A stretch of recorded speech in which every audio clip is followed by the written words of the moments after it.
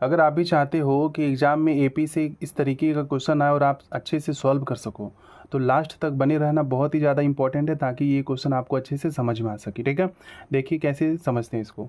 सबसे पहली चीज़ क्या गिवन है आप उसको लिखो। तीसरा पद और नौवां पद बोला गया एपी का 4 और -8 है, तो तीसरा पद को क्या लिखोगे आप, A3 इक्वल टू कितना होगा 4। A3 को क्या लिखोगे, A+2D equal to 4। So this is equation 1। ठीक है, पहली चीज़। दूसरी बात क्या, नौवां पद को क्या लिखेंगे, A9 इक्वल टू क्या गिवन है -8, तो हमने क्या लिखा -8। ओके, A9 को क्या लिखेंगे, A+8D इक्वल टू -8।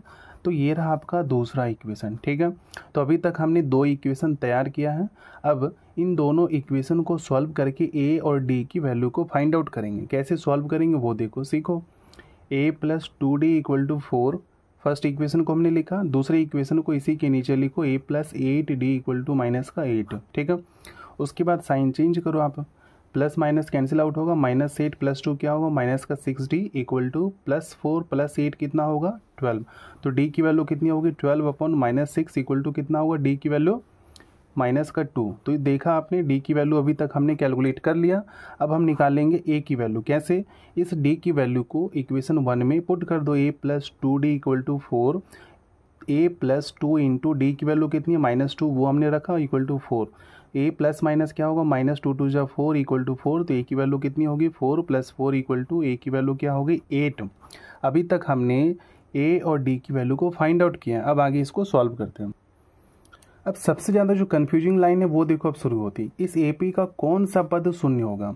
तो सबसे पहली चीज़ आप ये समझो कि जो शून्य होगा वो an है। ठीक है, तो आप लिखो वही चीज़ कि an कितना गिवन है, शून्य, और कौन सा पद पूछा है, मीन्स आपको n निकालना है। बहुत ही आसान हो गया। अब an का फॉर्मूला क्या होता है वो लिखो आप, a प्लस में n-1 into D equal to 0।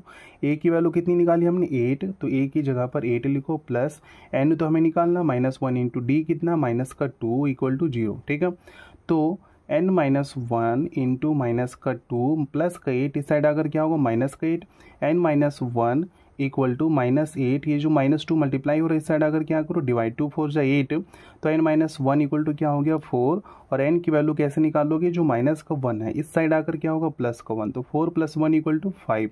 तो आपने देखा n की वैल्यू कितनी आ गई 5। इट मीन्स इस एपी का जो पांचवा पद है वो क्या होगा, शून्य होगा। ठीक है, तो यही इसका आंसर है। ओके, तो इस तरीके से आपने देखा हमने इस एपी के बहुत ही डिफिकल्ट क्वेश्चन को बहुत ही आसान तरीके से सॉल्व किया। बने रही इसी तरीके की वीडियो के साथ।